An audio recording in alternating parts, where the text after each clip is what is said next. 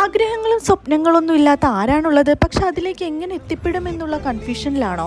Law of അട്രാക്ഷനെ കുറിച്ച് നമ്മളിൽ ചിലരെങ്കിലും കേട്ടിട്ടുണ്ടാവും അല്ലേ? ലോ ഓഫ് അട്രാക്ഷൻ നമ്മുടെ ആഗ്രഹങ്ങൾ നമ്മളിലേക്ക് എത്തിക്കാനുള്ള ഏറ്റവും ബെസ്റ്റ് ടൂളാണ് വിഷ്വലൈസേഷൻ.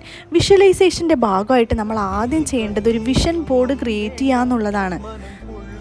നമ്മുടെ ആഗ്രഹങ്ങളും സ്വപ്നങ്ങളും അതിനെല്ലാം റിലേറ്റ് ചെയ്തിട്ടുള്ള ഇമേജസൊക്കെ കാര്യങ്ങൾ വെച്ചിട്ടാണ് ഒരു വിഷൻ ബോർഡ് ക്രിയേറ്റ് ചെയ്യേണ്ടത്.